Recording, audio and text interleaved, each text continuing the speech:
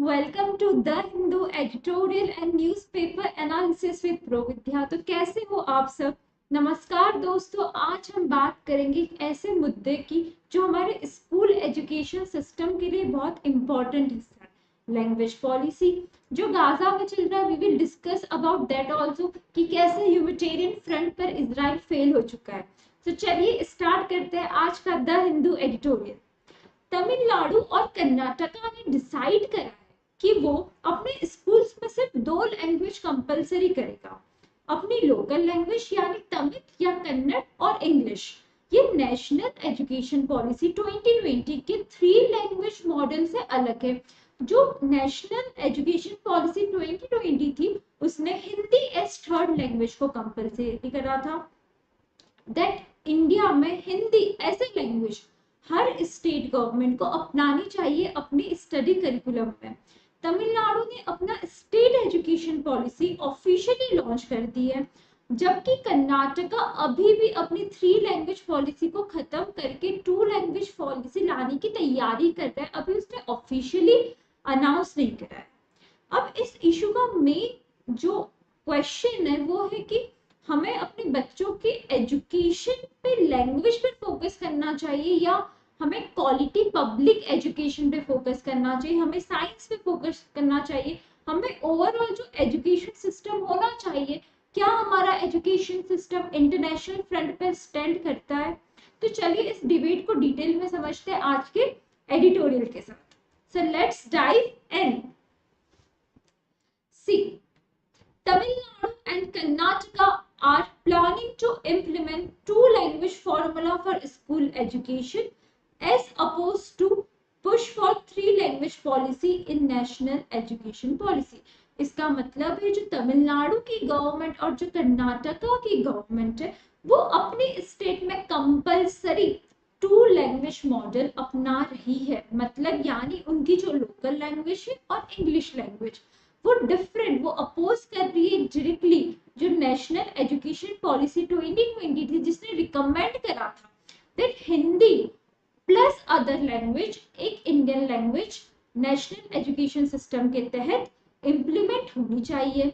ठीक है, ये सेंट्रल का था जो 3 लैंग्वेज मॉडल था जो पुश कर रहा था। ठीक है, further both states are inclined towards primacy of local language, Tamil and Kannada respectively, and then English in school education. ठीक है, मतलब Tamil Nadu has finalized and announced its policy. Karnataka had received recommendation from expert commission but has not officially implemented them. Karnataka is currently in speculation whether they should admit other language in their curriculums or not। इस पे अभी debates and discussions हो रहे हैं।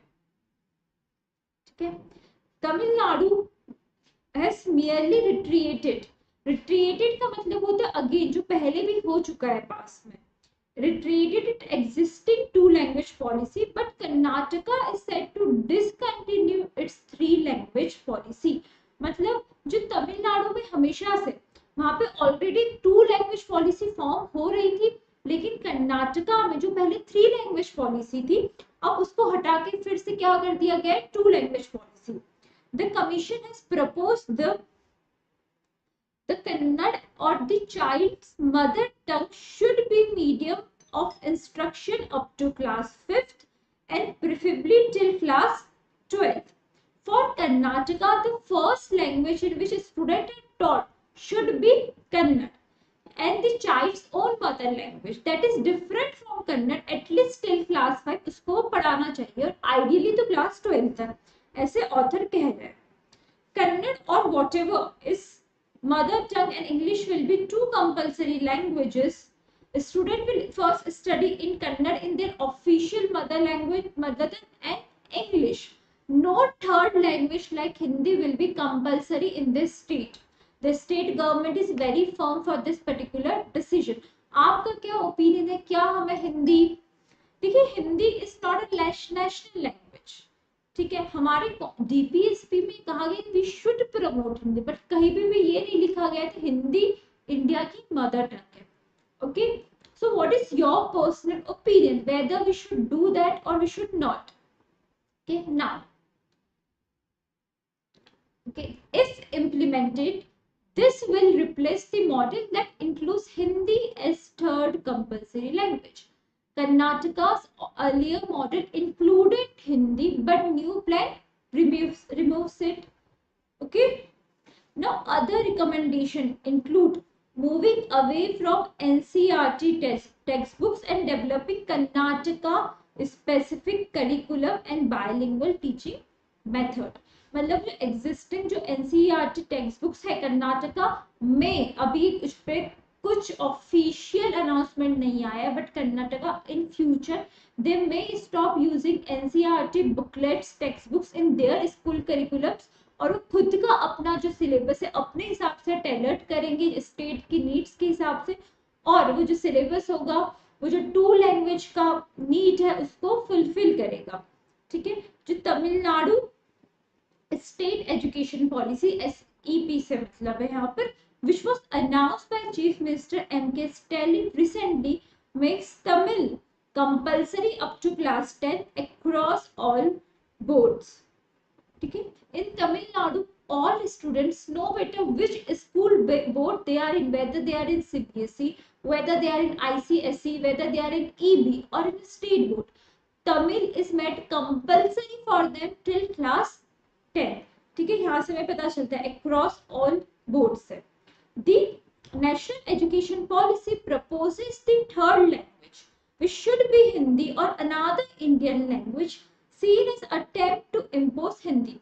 देखिए जो national education यहाँ पे ऑथर क्रिटिसाइज करे, जो क्रिटिक्स का ये कहना है दैट जो नेशनल एजुकेशन पॉलिसी थी उसने जो थर्ड लैंग्वेज सजेशन में इनडायरेक्टली, डायरेक्टली नहीं बट इनडायरेक्टली वे में फोर्स करा था दैट हिंदी नॉन स्पीकिंग जो हिंदी स्टेट्स है वहां पर इम्प्लीमेंट होनी चाहिए. ठीक है.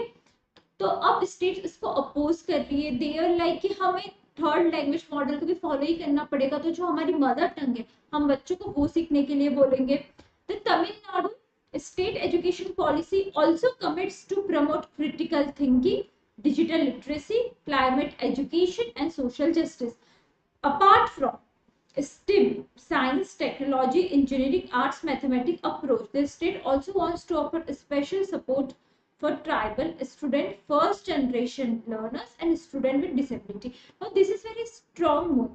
मेरे अकॉर्डिंग की बहुत ही हर स्टेट में होना चाहिए. Instead of focusing on the language model, क्या लैंग्वेज होनी चाहिए हमें, जो ओवरऑल जो हमारा एजुकेशन करिकुलम है जो बहुत आउटडेटेड है उसको सुधारने का टाइम आ गया है. ठीक है. We are focusing on science, technology, arts, mathematics, ये बहुत सालों से चल रहा है, बट अब टाइम आ गया that we should also focus on digital literacy.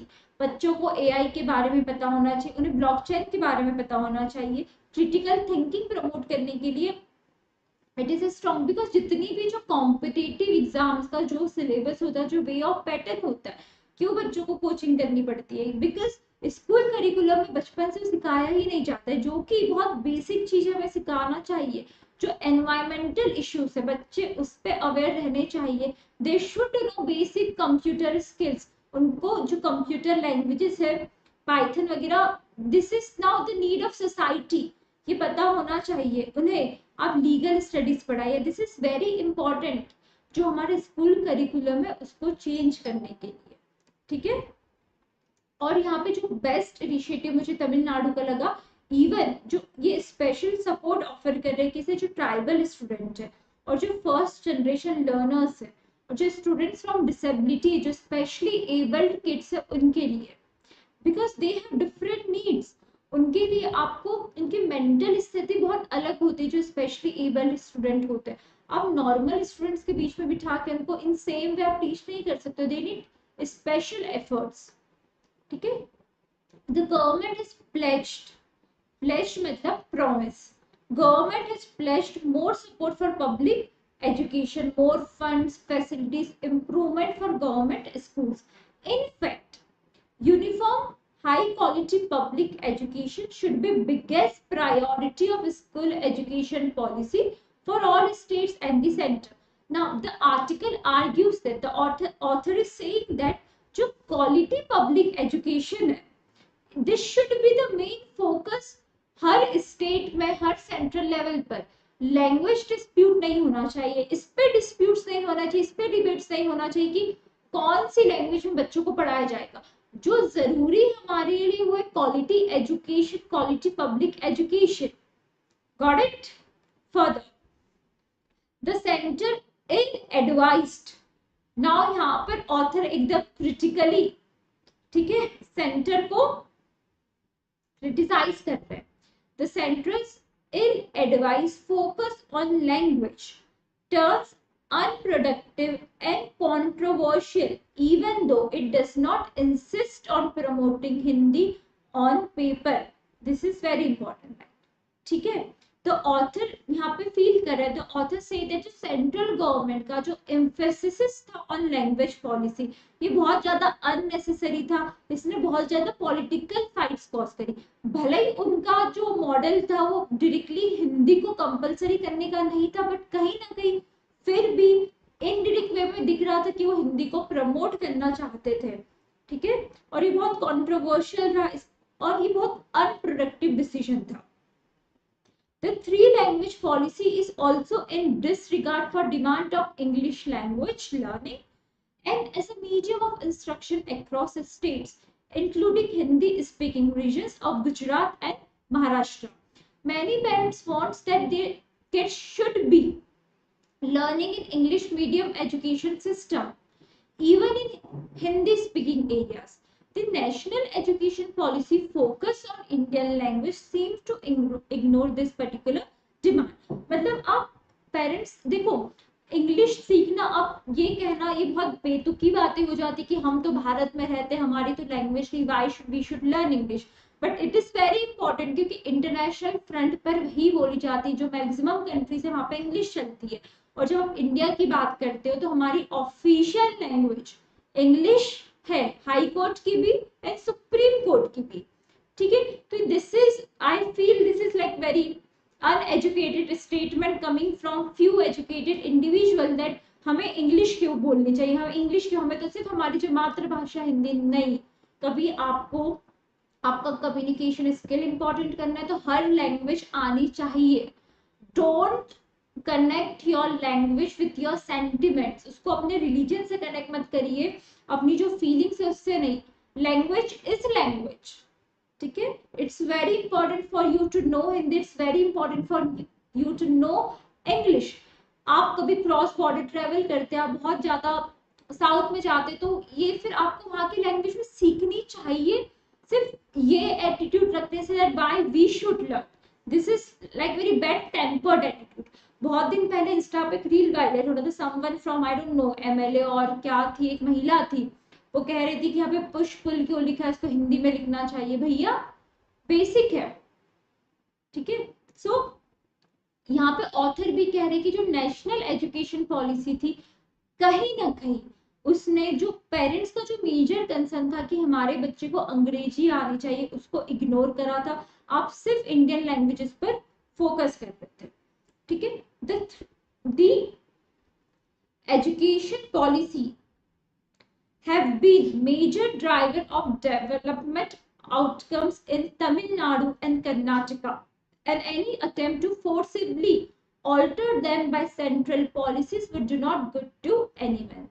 See, Tamil Nadu and Karnataka have successful education system. Forcing them to follow central rules could harm their progress. Author is saying that. Further, Tamil Nadu is fighting for release of 150 crores in education funds from center that is rightfully its.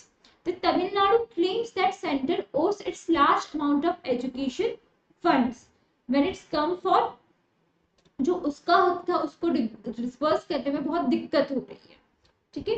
There is no harm in learning Hindi or any other language, but when perceived as political projects of domination, its promotion cause resistance, ठीक है। ऐसी line से ही question बनते हैं ना, people opposes Hindi, मतलब यहाँ पे क्या इन्फर हो रहा है कि लोग हिंदी इसलिए अपोज नहीं कर रहे क्योंकि उनको हिंदी पसंद नहीं, वो लैंग्वेज को हेट करते हैं, ठीक है। People are hating people don't want to speak Hindi because जो पॉलिटिकल इम्पोजिशन उन पे करा जाता है कि नहीं आपको तो हिंदी सीखनी पड़ेगी। नॉर्थ में जब आप साउथ में जाते हो, जब आप पे कोई इम्पोज करता है नहीं आपको तमिल सीखनी पड़ेगी, भले ही सामने वाले इंसान को दोनों को इंग्लिश आती हो, जब आपकी ऐसी आइडियोलॉजी होती तो इससे दिक्कत कॉज होती। किसी को भी लैंग्वेज सीखने में प्रॉब्लम नहीं है। I have been into Maharashtra for more than 3 years।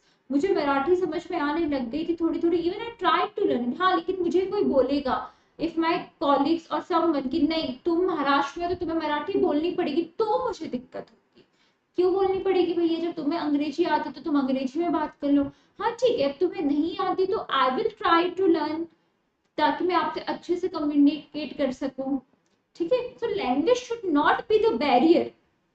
Okay, further the last line, the centre must give up its language obduracy and focus on several critical challenges in school education. It must work with the state government to tackle them. Meaning, the central government should stop being stubborn about language. Stubborn obduracy का मतलब होता है stubborn, जिद्दीपन, छोड़ना पड़ेगा about language and instead collaborate with state to solve the real problem like equality, access and funding. इस पे हमें बात करनी चाहिए। हमें हमारे ओवरऑल एजुकेशन सिस्टम को इम्प्रूव करने पे फोकस करना चाहिए, ना कि सिर्फ और सिर्फ लैंग्वेज वॉर पर। ठीक है, पता चलिए अब next article. Next article something थोड़ा सा डिस्टर्बिंग जो अभी गाजा में हो रहा है। ठीक है, बहुत ही गंभीर एडिटोरियल है। This piece criticizes the Israel recent decision to widen its military campaign in Gaza and to seize control of Gaza city. It argues that this step of the Israel बहुत ज्यादा कैटास्ट्रॉफिक ह्यूमैनिटेरियन क्राइसिस ला चुका है Gaza में। ये editorial दुनिया भर के concerns, human rights allegations और पॉलिटिकल फॉलआउट को हाईलाइट कर रहा है, और ये कहता है कि सिर्फ शब्दों में निंदा कर लेने से काफी नहीं है, मेजर डेमोक्रेसीज को ठोस कदम उठाना पड़ेगा जो इजराइल कर रहा है गाजा के अगेंस्ट।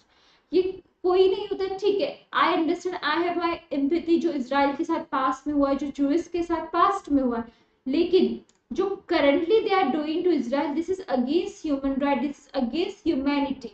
वहां पे बच्चों को खाना नहीं मिल रहा है, बहुत सारे ऐसे वीडियो सामने जिसमें बच्चे रेत खा रहे हैं। तो this is something very barbaric, this is something should not be done in humanity. ठीक है, so in next few line I will explain you the editorial line by line so that you understand what each sentence is saying. कैसे यहाँ पे author ने एकदम strong language का use करा है, the words like genocide, the words like starvation, accountability. तो चलिए शुरू करते हैं। The decision by the Israel Security Cabinet to expand the war and seize control of Gaza City is a direct affront to mounting international concern over the appalling humanitarian crisis in Palestine enclave. ठीक है, the editorial opens by saying that Israel का जो move था अपने military operation को Gaza में बढ़ाने का और गाजा सिटी को और टेक ओवर करने का एक ग्लोबल वरी का कंसर्न बन चुका है, ह्यूमन सफरिंग का कंसर्न बन चुका है गाजा में। डायरेक्ट अफरंट से यहाँ पे मतलब होता है डेलिब्रेट एक्शन दैट इंसल्ट्स और डिसरिगार्ड इंटरनेशनल वरीज। ठीक है, अपमान। ठीक है, the world leading genocide scholars along with international and Israel human rights organization, Israel is committing genocide against Palestinians.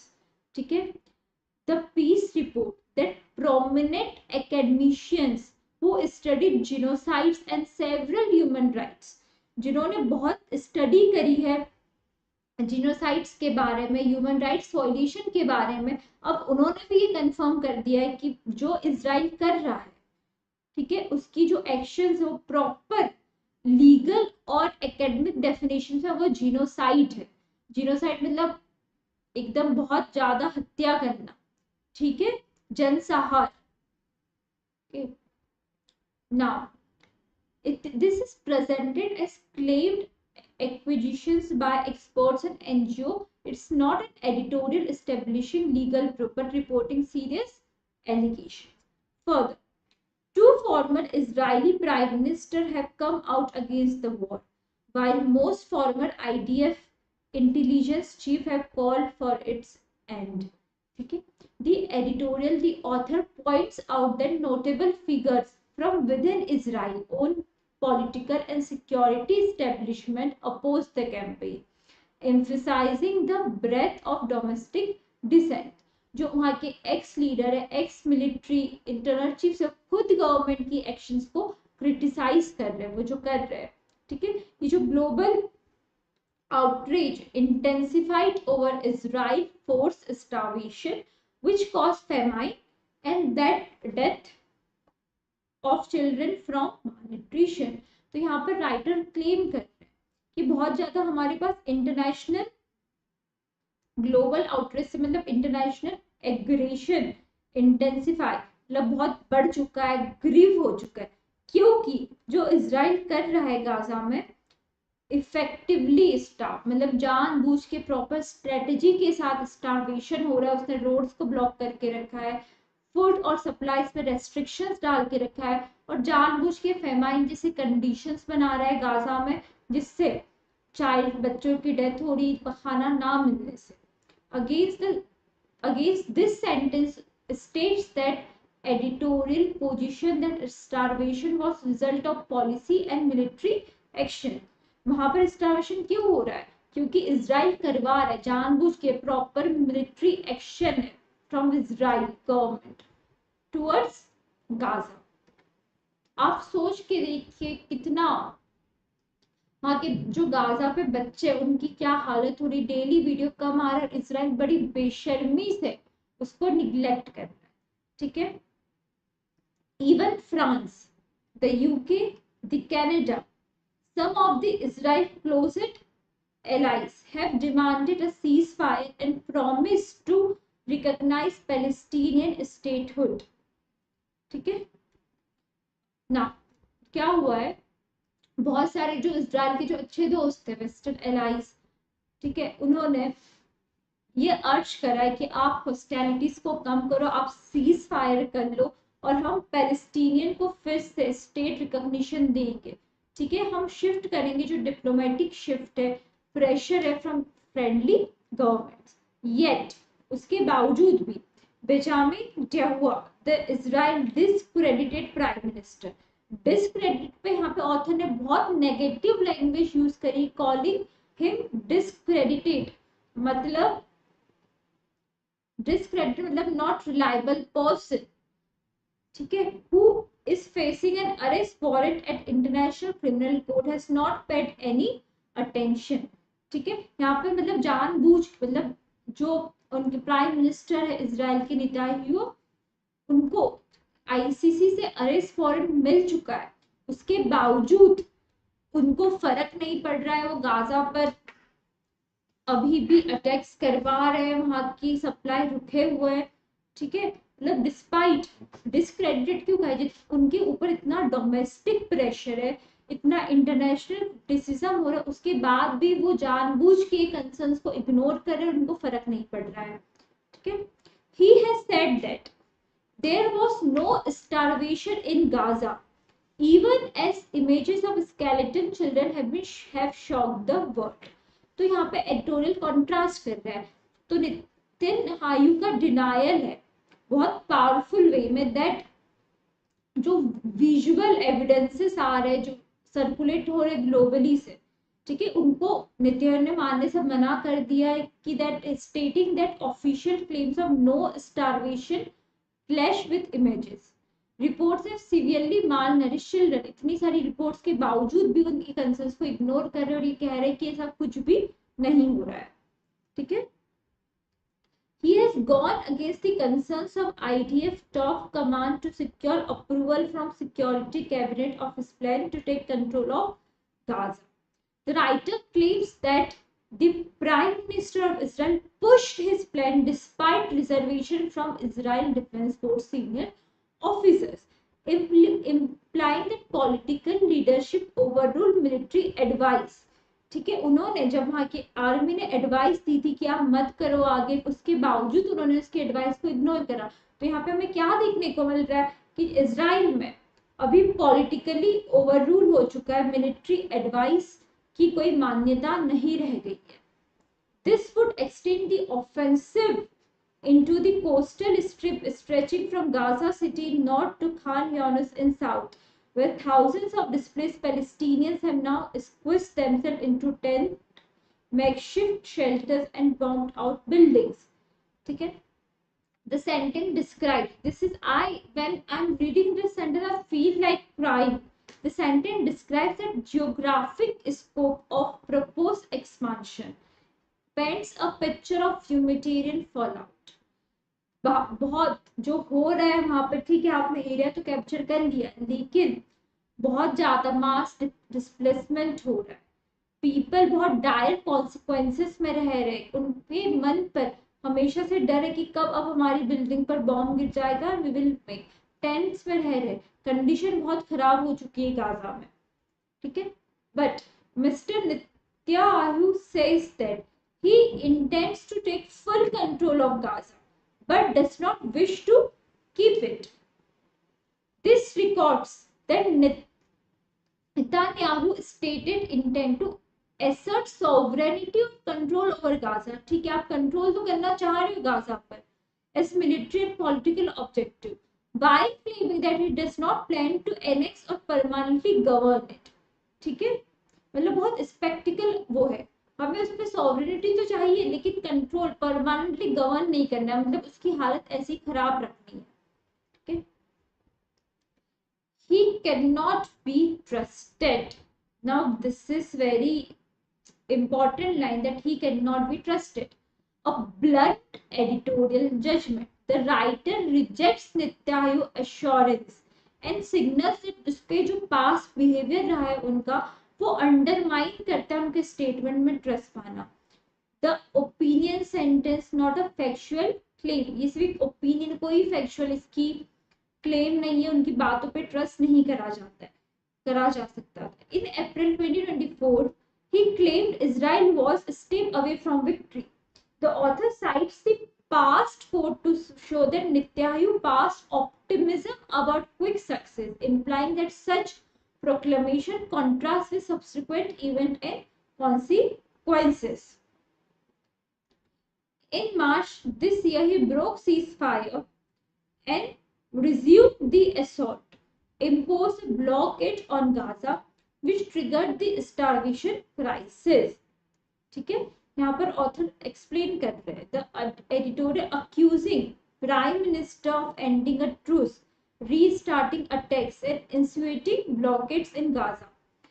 इनकी जो एक्शंस है, उन्होंने इमरजेंसी की सिचुएशन गाजा में स्टार्ट करी है, और जो स्टारवेशन की ऑलरेडी जो मतलब चल रहा था गाजा में, किड्स स्टार्व हो रहे थे, उसको और वर्सन कर दिया है, ठीक है। ये बहुत ही ह्यूमैनिटेरियन पॉलिसीज के अगेंस्ट है। The two of his cabinet colleagues have repeatedly called for Israel to seize Gaza, expel its Palestinian population, and resettle the enclave with Jews.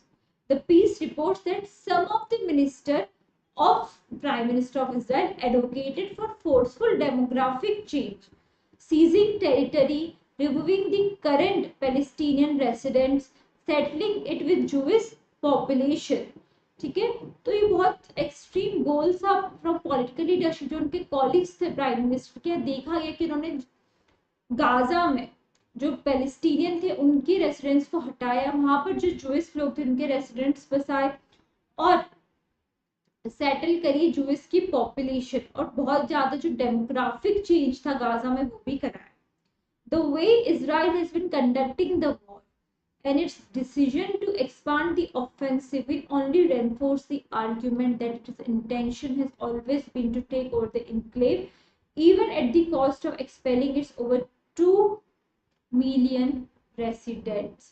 The author argues that जो Israel के actions है उससे हमें ये पता चल जाता है कि उसका लॉन्ग टर्म ऑब्जेक्टिव हमेशा से गाजा को कंट्रोल करना था, इवन इफ वहां पर large population of civil population, जो सिविलियन पॉपुलेशन, और डिस्प्लेस हो जाए. It is an inference drawn from the previously described actions and statement. ठीक है. Israel is able to pursue this course only because of its military, financial and political support from West, particularly the US. ठीक है. The sentence claims that जो Israel की जो capacity है, जो इतनी सारी पॉलिसीज को हेवनली करने के लिए, उसको सपोर्ट कहाँ से मिल रहा है, जो वेस्टर्न कंट्री से. उसका आर्म्स में डिप्लोमेटिक कवर फंड्स कहाँ से आ रहे हैं, वेस्टर्न कंट्री से, with US single out specially important. ठीक है. यहाँ ऑथर ने डायरेक्टली कह दिया. Now European government must move beyond verbal criticism and adopt concrete measures to hold Israel accountable for its crime, like the other rock states. ठीक है. The editorial urges, जो भी मतलब बहुत रिटोरिक टोन में बोला है, जो भी यूरोपियन यूनियन है, जो वेस्टर्न कंट्रीज है, उनका उन पे अब ये जिम्मेदारी बनती है. सिर्फ क्रिटिकल बातें करने से काम नहीं चलेगा, सिर्फ ह्यूमन राइट्स की पोस्ट करने से, नारे लगाने से काम नहीं चलेगा. वो यूरोप से आर्ग्यू करे कि जैसे आप दूसरी कंट्रीज को ट्रीट करते हो जब वो इंटरनेशनल लॉ ब्रेक करते, तो वैसे ही आप इजराइल को भी ट्रीट करो और उस पर प्रॉपर क्रिमिनल चार्जेस बनने चाहिए. And if US president Donald Trump, who calls himself a man of peace, does not want to complicit in these atrocities, he should demand Mr. Netanyahu end the war immediately. Now the editorial directly appeals to whom? To the President Trump to use US influence to stop the war. आप कहते ना piece, आप कहते हो कि हम तो भैया मैन ऑफ पीस है, तो करो काम. It accuse allies who remain silent of complexities. ठीक है. आप कभी चुप बैठे हो गाजा की हालत देखने के बाद भी, so you are also responsible. The phrasing call himself a man of peace is rhetorical and aims to highlight the perceived contradiction. जब आप पीस के कहते हो, मतलब यहाँ से देखो कितना वो, आपको यूक्रेन रशिया का वॉर चल रहा है तो आपको दिख रहा है कि नहीं नहीं यूक्रेन में गलत कर रहा है रशिया, तो you are imposing sanctions on home India. But जो इजराइल कर रहा है गाजा के साथ वो आपको नहीं दिख रहा है, क्योंकि इजराइल, आप ध्यान से इजराइल की जियोग्राफिकल लोकेशन देखोगे ना, वो अमेरिका के लिए बहुत इंपॉर्टेंट है, तो इजराइल से पंगे नहीं लेना चाहता है. तो ऑथर ने डायरेक्टली कह दिया कि आप प्रूफ करो, जो आप स्टेटमेंट कहते हो हमें वर्ल्ड में पीस प्रमोट करना है, आप उसको इस बार प्रूफ करके भी दिखाओ. आप दिखाओ, इजराइल को रोक के दिखाओ जो वॉर सिचुएशन चल रही है गाजा के साथ उसमें. ठीक है. So thank you for your patience listening. मिलते हैं कल फिर से interesting editorial and newspaper analysis के लिए. क्लैट एस्पिरेंट्स जो भी है आपके लिए बहुत इंपॉर्टेंट हो जाता है इस बार. इजराइल, ईरान, गाजा, इन सब की हिस्ट्री के बारे में जानना, कब पहला इजरायली अरब वॉर हुआ था, कैसे इजराइल 1948 में इंडिपेंडेंट कंट्री बना था, इसके लिंक बहुत सारे हिस्ट्री से जुड़े. आपको इजराइल को समझना है, आपको गाजा को समझना है, आपको समझना पड़ेगा थोड़ी सी हिस्ट्री. जब ऑटोमन एम्पायर ब्रेक हुआ था तो जो भी पैलेस्टीन वाला एरिया था उसको कौन कंट्रोल कर रहा था, उसको आधा फ्रांस कंट्रोल कर रहा था, आधा ब्रिटिश कंट्रोल कर रही थी, लेकिन फ्रांस ने फिर पूरा कंट्रोल किसको दे दिया था, ब्रिटिश को. जब ब्रिटिश को कंट्रोल दे दिया था तो अराउंड 1948 1947 बहुत सारी इंसर्जेंसीज हो रही थी, तो यूएन पीस कीपिंग अकॉर्ड के अकॉर्डिंग उन्होंने प्रपोजल्स दिया था. कहा था कि जो अरब है वो अपनी अलग कंट्री बना ले, जूइश है वो अपनी अलग कंट्री बना ले. तो जो अरब थे, जो पैलेस्टीन थे, उन्होंने कहा ये तो हमारी जमीन है, जो हम क्यों छोड़ के जाएंगे. और इजराइल ने पीस एक्सेप्ट कर ली थी, उन्होंने इजराइल एज इंडिपेंडेंट अपनी अलग कंट्री बना ली थी. तब से इनके बीच में टेंशन चलते ही रहते. बीच में थोड़ा बहुत सॉल्व हुआ था जो पीस अकॉर्ड हुआ था, लेकिन ऑस्लो अकॉर्ड था, लेकिन उसका ज्यादा लंबे समय तक कुछ बेनिफिट नहीं रहा है, हमेशा से कंट्रोवर्सीज में. लेकिन दिक्कत क्या होगी, जो पैलेस्टीन है उनको दिक्कत होगी, वो घर, उनके पास घर नहीं है, सदियों से वो माइग्रेंट्स की जैसे रह रहे, उनके पास खुद की कुछ आइडेंटिटी नहीं है. बहुत सारे लोगों की हर साल जो गाजा पे है, जो वॉर बॉम्बिंग वगैरह होती है, बहुत सारे लोगों को डर रहता है कब उनकी जान चली जाएगी। People are living over there in very deteriorated condition. बहुत सारी डॉक्यूमेंट्रीज बनी, आप जाओगे आप यूट्यूब पे भी देखोगे, you will get into that. ठीक है, चलिए, थैंक यू सो मच, मिलते हैं कल फिर से।